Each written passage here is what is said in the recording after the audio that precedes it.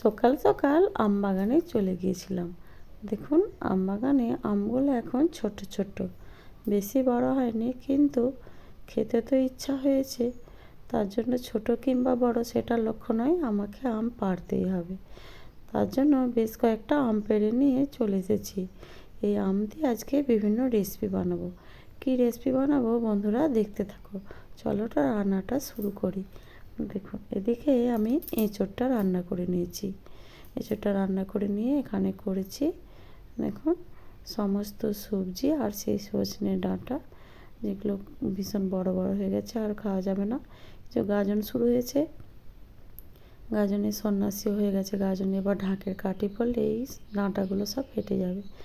সেই জন্য যে কটা ছিল গাছ থেকে পেড়ে নিয়ে সমস্ত সবজি দিয়ে মাছের মাথা দিয়ে একটা সুন্দর করে চচ্চড়ি, মানে ছেঁচড়া বলে না, ওটা বানিয়েছি। আর এই যে আম দিয়ে মাছের ডিম দিয়ে ইয়ামি ইয়ামি চাটনি বানিয়েছি। এত সুন্দর হয় যে কী আর বলবো। এটা আজকের জন্য বানিয়েছি। আর আমের বাকি আমগুলো দিয়ে বানিয়েছি এই যে টকের ডাল। মুসুর ডাল সেদ্ধ করে নিয়ে আমগুলো দিয়ে দিয়েছি। দেখুন সম্বরা দিয়ে সাঁতলে নিয়েছি। খুব সুন্দরভাবে ডালটা করেছি, দেখেই মনে হচ্ছে টকের ডাল দিয়ে এক থালা ভাত খাওয়া হয়ে যাবে। দেখতে পেয়েছেন কত সুন্দরভাবে ডালটা করেছি, আম দিয়ে টকের ডাল।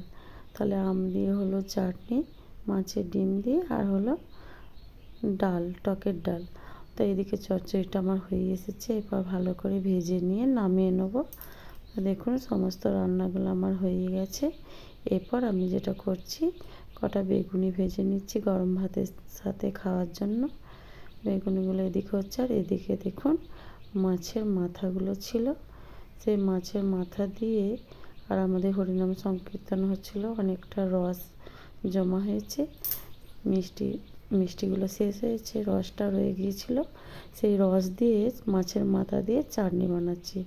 দেখুন মাছটা হয়ে এসেছে, এরপর আমি রসটা দিয়ে দিলাম। এরপর এটা ফুটে ফুটে অনেকটা কমে আসলে তারপর নামিয়ে নেব। তো এটা হতে থাক। আর এইদিকে দেখুন আমি একটু ভালোভাবে নেড়ে ছেড়ে দিচ্ছি। ব্যাস সমস্ত রান্নাগুলো হয়ে গেছে। এই যে মাছের টকটাও নামিয়ে নিয়েছি। এই ছিল আজকে দুপুরের আমাদের রান্নার রেসিপি। সমস্ত রান্নাগুলো আলাদা আলাদা করে দেখালাম না, কী কী রান্না হয়েছে সেটাই দেখালাম বন্ধুরা। দেখুন মাছের মাথার এই চাটনিটা আজকে জমতে দেবো, আগামীকাল খাওয়া হবে। তো এই ছিল আজকের রেসিপি। কেমন লাগলো ভিডিওটা অবশ্যই জানাবেন। আর কে কোথা থেকে ভিডিওটা দেখছেন অবশ্যই জানাতে ভুলবেন না। এতক্ষণ ধরে ভিডিওটি দেখার জন্য ধন্যবাদ। টাটা।